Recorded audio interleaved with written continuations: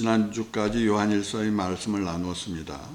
요한일서는 예수님의 12제자 중 하나였던 사도 요한이 85년에서 95년 사이에 터키에 있는 에베소라고 하는 지역에서 기록한 말씀으로 알려져 있죠.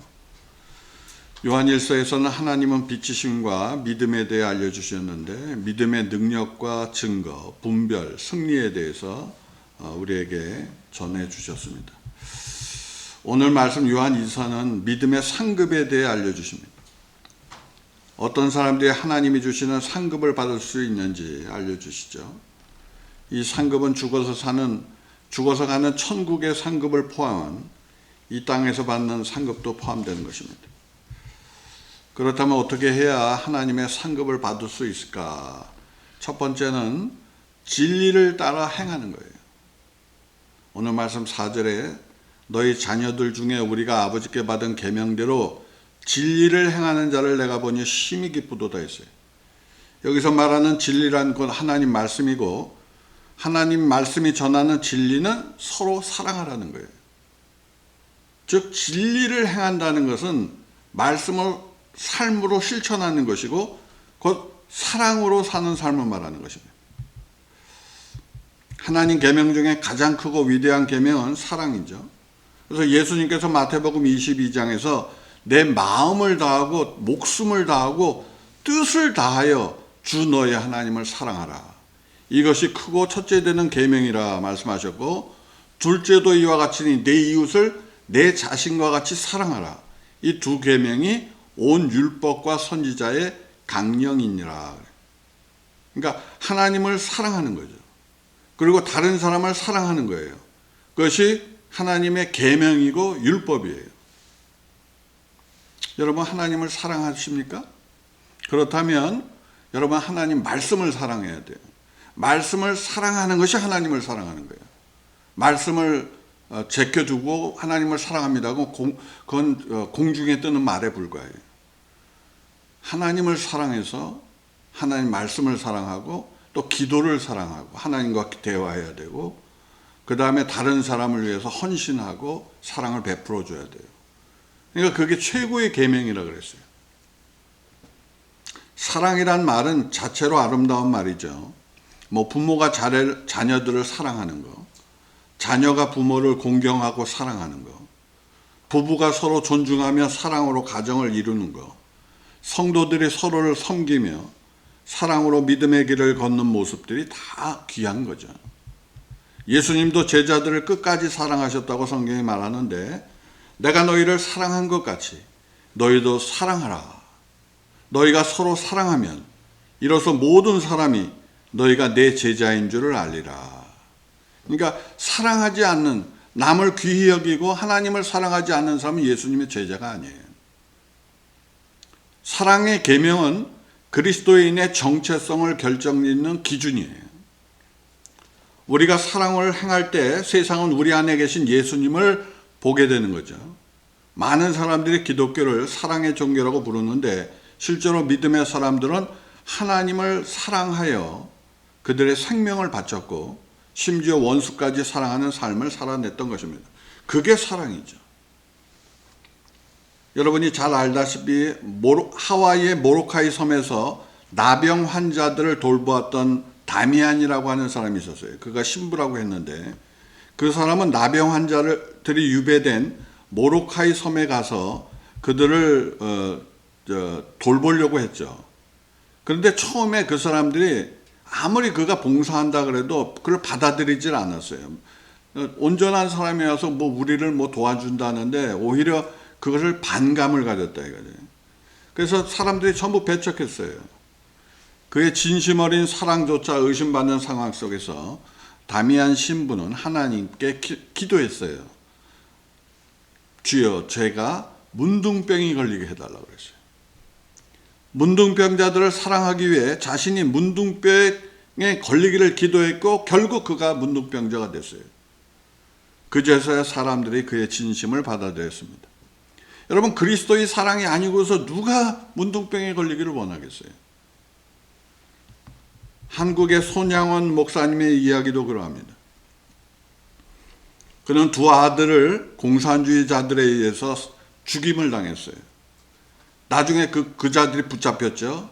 근데 그들을 죽이지 않고 그 사람이 죽여달라 그러면 죽였을 텐데 원수들을 용서했어요. 그리고 그 사람을 양자로 받아들였어요. 그는 이렇게 말했습니다. 인간이기에 두 아들을 죽인 자를 용서한다는 것은 너무나 힘든 일입니다. 가슴을 찢어버릴 듯한 고통 속에 먹는 것도 전폐하고 주님 앞에 기도했습니다. 우리 자식이, 그리고 하나님께 마지막에 이렇게 고백했어요. 우리 자식이 하나님을 믿고 순교함에 감사드립니다. 내 아들을 죽인 원수를 회개시켜 아들을 삼게 하시니 감사합니다.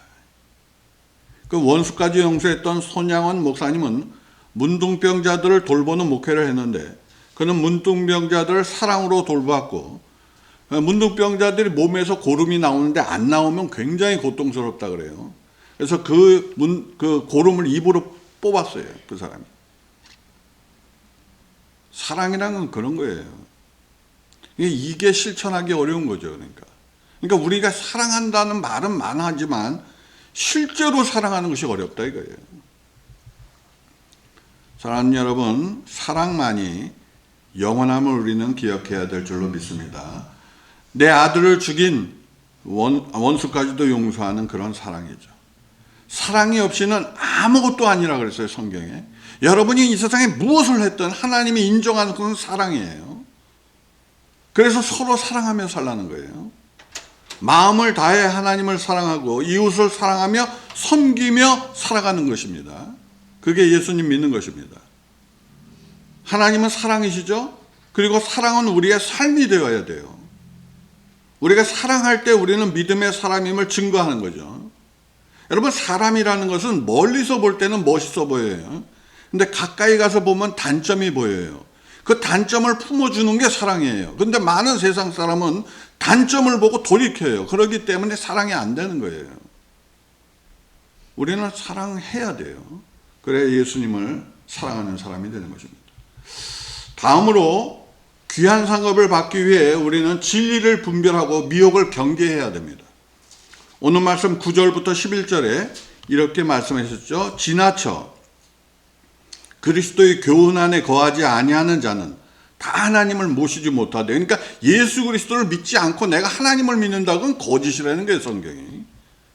교훈 안에 거하는 그 사람은 아버지와 아들을 모신다 그랬죠. 누구든지 이 교훈을 가지지 않고 너에게 나아가거든 그를 집에 들이지도 말고 인사도 하지 말라. 그에게 인사하는 자는 악한 일에 참여했다 그랬어요, 성경에.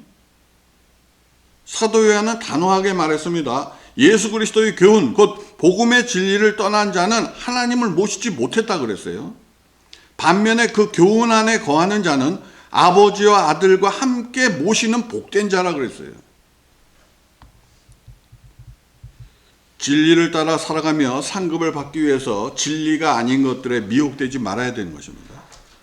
진리처럼 보이지만 진리가 아닌 것들을 잘 분별하고 단호하게 경계해야 돼요. 그게 믿음의 사람입니다. 모든 것이 좋은 것이 아닙니다, 이 세상은.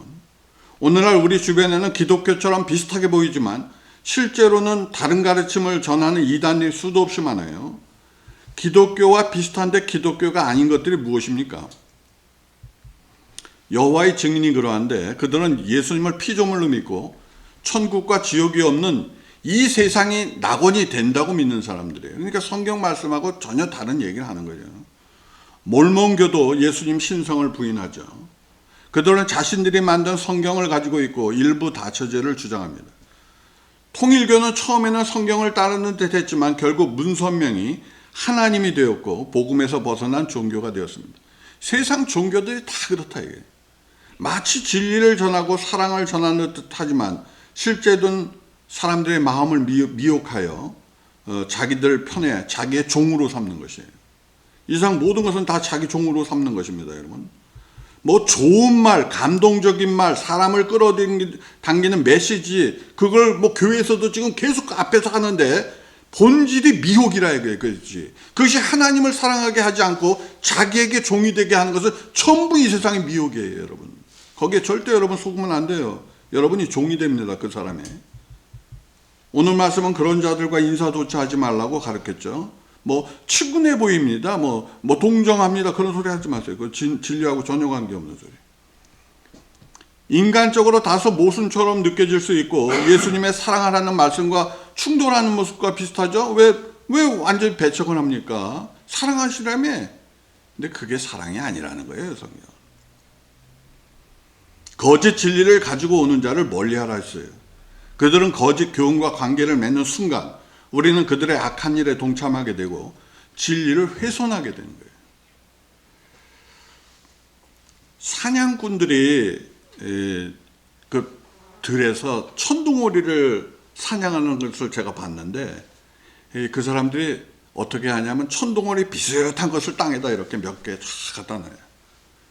그리고 천둥오리 소리를 막 크게 막 해요. 그러면 천둥오리들이 확 날아가다 여기 우리 친구들이 있구나 그러고 쑥 하고 내려오면 이제 죽는 거예요. 바로 죽는 거예요. 총으로 팡팡팡 다 쏘고요. 세상이 그렇단 말이에요. 다 속아서 죽는 거예요, 사람은. 어떤 사람은 묻습니다. 예수님은 사랑하라고 하셨는데 왜 이렇게까지 단호해야 합니까? 그들도 불쌍한 사람 아닙니까? 맞죠. 그건 말이 돼요. 그러나 사랑은 우리가 사랑이라고 하는 것은 우리가 반드시 가져야 될 태도예요. 그러나 성경은 분명히 말했어요. 진리 안에서 사랑해야 돼요. 진리가 아닌 거짓 안에서 아무리 사랑해도 소용없습니다. 거짓을 허용하는 것은 사랑이 아니에요, 여러분. 그래서 여러분은 거짓을 분별해야 되고 진리로 인도해 줘야 돼요. 그것이 참된 사랑입니다. 때로는 단호하게 거절하고 거리를 두는 것이 하나님 앞에서 참된 사랑이에요. 절대 인간적인 동정으로 자꾸만 정으로 넘어지면 안 됩니다. 성경은. 그런 사람은 믿음을 가진 사람이 없어요, 지금까지. 우리가 세상을 살면 매 순간 분명히 느끼는 것은 모든 사람이 선하지 않다는 것입니다. 어떤 사람은 물론 조금 선한 사람도 있고 또 조금 악한 사람도 있는데 대부분이 다 악해요. 겉모습은 평범하지만 속으로는 악을 품고 타인을 속이고 해치며 자신의 이익을 위해 거짓을 일삼는 사람이 무수히 많아요, 지금 세상에. 이런 사람들을 무조건 사랑으로 품으려 하면 오히려 우리에게 해가 입습니다. 조심하셔야 돼요, 여러분. 세상을. 최근 캄보디아에서 한국인들을 보이스피싱 범죄에 이용하려고 그들을 돈을 많이 준다 하고 그 비행기 타고 내리죠. 그러면 거기서 딱 차에 태우면 그때부터 붙잡는 거예요. 돈 많이 준다고 해서 거기까지 갔어요. 근데 딱 차에 타는 순간 막 때리고 수갑 채워서 종같이 끌고 가서 죽여버리는 거예요, 그 사람을. 그러니까 거기 가서 한국에다 자기 친구한테 막 전화해야 되고 돈 보내달라고 그러고, 그리고 잘못하면 돈 제대로 못 보내면 맞아 죽어요. 별거 없어요. 그것이 인생이에요, 여러분. 인생의 현실입니다. 현실은 이상과 다르죠. 세상에는 정답처럼 보이는 말이 많아요. 마치 정답 같죠. 근데 실제 정답은 하나밖에 없어요. 그 정답은 하나님 말씀뿐이 없습니다, 여러분. 따라서 우리는 내 생각과 감정이 아니라 하나님 말씀이 옳다. 그러면 옳다고 믿어야 돼요.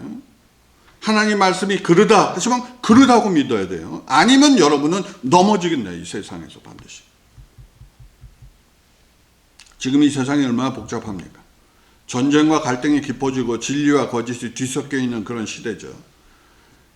이스라엘과 하마스 간의 전쟁도 지금 계속 벌어지고 있는데 사람들은 감정적으로 판단하죠. 이스라엘군이 총으로 막 이렇게 겨누면서 하니까 저 사람들 나쁘다. 여러분, 뭐가 나빠요? 그럼 저쪽에서 총 쏘는데 다 가만히 있을까, 이 세상에? 여러분, 세상은 장난이 아니에요. 만약에 이스라엘이 약하면 팔레스타인이 가만 놔두겠어요? 이스라엘 사람들 다 죽여버리죠, 그거? 마찬가지입니다, 이 세상은. 만약에 팔레스타인 나라를 지금 세워주겠다고 지금 전 세계가 약속을 하는데 세워주면 더 큰 일을 벌어져, 이제부터는. 우리 생각대로 안 됩니다, 세상 일이. 하나님 뜻대로 되는 거예요. 이스라엘과 팔레스타인의 문제는 3000년 전부터 서로 싸운 문제예요. 그걸 우리가 풀겠다고요? 근데 그 당시 이스라엘 사람들이 어땠습니까? 팔레스타인 때 맞아 죽었어요, 그 사람들이 그 당시에는. 왜? 아무 싸울 무기도 없고, 여러분 사사기 보세요. 다 얻어 터졌다 그러죠. 그러니까 인생의 역사는 돌고 도는 거예요. 계속 도는 거예요. 여기서 때리면 후손에서 얻어맞고 거기서 또 때리면 그 후손이 또 맞고 또 계속 도는 거예요. 인생 자체는. 역사는 도는 것입니다, 여러분. 일본과 중국, 대만을 둘러싼 국제 정세가 지금 마찬가지죠. 만약 일본과 중국이 지금 막 전쟁하겠다고 서로 떠들고 있는데 한국은 과연 안전할까요? 여러분, 중국과 일본이 싸우면 한국 안전해요? 절대 안전 아니에요, 여러분. 잘 생각해야 돼요, 사람은. 그럼 우리가 누구를 도와야 돼요? 어떤 입장을 취해야 됩니까? 우리가 아무리 일본 사람이 미워도 우리는 일본을 도와줘야 돼요. 왜냐하면 대만이 무너지면 한국도 무너지고 일본도 무너져요. 아무리 미국이 지켜줘도 안 돼요. 그 다음부터는. 그게 현실이에요. 우리 인생의 현실이에요. 현실. 무엇보다 전쟁이 벌어지면 반드시 승리해야 됩니다. 전쟁에서 진다. 이건 죽는 거예요, 여러분. 여러분, 전쟁에서 지면 종되는 거예요, 그 사람이. 절대 지면 안 돼요. 스스로 죽는 게 나아요, 그럴 때는 차라리. 만약 여러분 생각해 보십시오. 만약 중국이 세상을 지배한다. 그럼 어떤 세상이 되겠어요? 여러분 맨날 맞아야 돼요, 중국인한테. 미국 사람이 여러분 때린 적 있어요? 없어요. 중국 사람이 되잖아요? 맨날 때려, 한국 사람 거. 언제는 안 때렸는 줄 아세요? 한국 사람 옛날부터 지금까지 때렸지. 무슨 자유가 있겠습니까? 이런 현실의 문제를 잘 알아야 돼요. 무조건적으로 평화. 평화는 좋은 말인데 평화는 내가 힘이 없는데 무슨 평화가 있습니까? 때로는 단호한 결단과 분별이 필요한 거예요. 신앙도 마찬가지입니다. 전쟁의 때에는 싸워야 될 대상이 있고 분별해야 될 적이 있어요. 그것을 피하를 구분 못하면 내 편한테 총을 겨누면 우리는 자멸하는 거예요. 그대로 그냥. 사랑하는 여러분, 진리를 따르십시오. 사람들의 판단을 두려워해서 중립적인 자세를 취하기만 할 때는 결국 진리로부터 멀어지는 거예요. 그 사람. 우리는 하나님 편에 서든지 마귀 편에 서든지 할 뿐인 거예요. 중간은 없어요. 우리가 하나님 편에 서 있다가 죽는다고 해도 결국은 영원한 생명을 보장받을 것입니다. 그것이 믿음이에요. 그러므로 미혹을 분별하십시오. 미혹을 경계하시고 미혹을 멀리하십시오. 그리하여 하나님 앞에 섰을 때 진리를 붙잡고 끝까지 달려가는 자에게 주시는 그 상급을 여러분이 다 받게 되시기를 축원합니다. 마지막으로 이렇게 진리를 따르고 진리를 분별한 자에게 하나님께서 귀한 상급을 주시죠. 성경에는 하나님께서 주시는 상급이 다양한 방식으로 언급되어 있는데 물질적인 복, 건강, 명예 같은 것도 포함될 수 있어요. 그 모든 상급 중에서 가장 소중하고 본질적인 상급은 마음의 평안이에요. 그것 하나님의 평화다. 히브리어로 샬롬이에요. 샬롬은 단순한 감정의 평정을 넘어서 하나님께서 주시는 영혼의 안식과 깊은 만족 그리고 삶 전체가 조화를 이루는 상태를 의미해요. 진리를 따라 사는 사람에게 하나님은 이 샬롬의 그 은혜를 허락하십니다. 비록 세상은 악하고 혼란스러우며 수많은 문제로 마음이 무거울 때가 많지만 진리 안에 거하는 자는 마음 깊은 곳에서부터 평안을 누릴 수 있어요. 그 마음은 마치 바람 한 점 없는 잔잔한 호수와 같아서 세상의 요동쳐도 흔들리지 않는 거죠. 그것이 바로 하나님이 주시는 상급이에요. 우리가 흔히 하는 착각 중에 하나는 예수님 믿으면 모든 일이 순조롭게 풀려나갈 것이라고 하는 기대감이죠. 고난도 받지 않고 문제가 해결되고 병이 나을 것이라고 믿는 거죠. 물론 하나님께서 그렇게 하실 수 있어요. 그러나 반드시 그것이 해답은 아니에요. 여러분, 예수님 믿으면 고난이 따른다고 했어요. 예수님 자신도 고난을 받으셨고 그분을 따르던 제자들도 다 고난 당했습니다. 그러나 그럼에도 불구하고 참된 신자들은 평안을 누릴 수 있어요.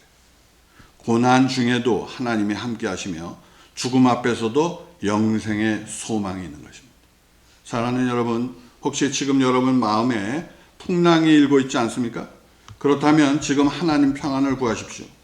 사랑을 구하고 거짓을 멀리하십시오. 거짓을 받아들이지 마십시오. 그런 자에게 하나님의 평안이 임할 줄로 믿습니다. 이 평안은 단지 내면에 머무르는 것이 아니에요. 진리를 따르고 진리를 분별하며 살아가는 자는 세상 속에서 승리하는 사람입니다. 무엇보다 우리는 장차 하늘에서 영원한 상급을 받게 될 것입니다. 그 상급은 이 세상의 어떤 가치와도 비교할 수 없습니다. 영원히 살 집, 영원히 하나님과 함께하며 그분과 깊은 교제를 나눌 수 있는 특권, 그것이 바로 하나님의 자녀에게 주시는 특권이에요. 여러분, 이 세상에서도 부모와 자녀 사이에 관계가 있어요.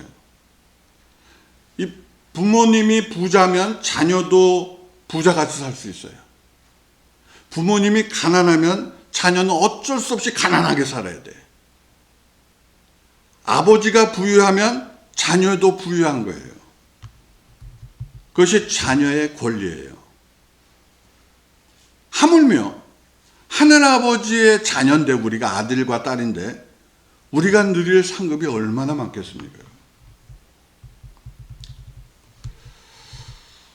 저는 가끔 하나님 나라에 내가 가면 어디서 살까 이 생각을 해요. 어디서 살까? 뭐 누구 말로는 뭐 어마어마한 거대 주택에서 그런 하늘에 그런 집도 있대. 그러면 나는 그런 거 바라지도 않아. 나는 그냥 잔잔한 호수 있고 내 집 하나만 있으면 돼. 난 그걸로 만족하는 사람이야. 내가 태어날 때 우리 어머니가 너가 태어날 때 꽃 들밭에 꽃이 가득했다 그래. 난 항상 그 꿈으로 살아야죠. 그곳에서 사랑하는 가족들을 만나죠. 우리 부모님도 만날 수 있고 함께 신앙을 나누었던 교우들과 친구들도 만나죠. 이 얼마나 귀한 꿈이에요, 제게. 여러분, 어떤 상급 받기를 원하십니까? 이 상급은 세상에서 우리가 어떻게 믿음으로 살았는지, 어떻게 전도하며 살았는지, 하나님 나라를 위해 어떤 희생을 했는지, 거기에 따라 다 등급이 매겨져 있어요. 여러분 삶은 영원히 매겨진 거예요. 그건 이미 예수님께서 친히 말씀하셨습니다. 내가 너희를 위해 처소를 예배하러 가노라. 그리고 다시 와서 너희를 그곳으로 데려가리라. 이것이 귀한 약속이 어디 있습니까, 여러분? 이 세상에서 우리는 죽은 이후 하나님과 영원히 살게 될 것입니다. 하나님의 영광과 영원한 상급이 우리를 기다리고 있습니다. 사랑하는 여러분, 미혹을 멀리하세요. 진리를 따라가세요. 하나님 평안 안에 거하세요. 그래야만 이 땅에서도 승리하게 되고 저 하늘에서도 영원한 상급을 받게 될 줄로 믿습니다. 그 길은 좁지만 생명의 길이에요. 그 길은 험하지만 편한 길이에요. 그 길은 외롭지만 영광의 길이에요. 오늘도 그 진리의 길을 여러분이 걸어가시는 복 있는 분들 다 되시기를 축원합니다. 같이 기도하겠습니다.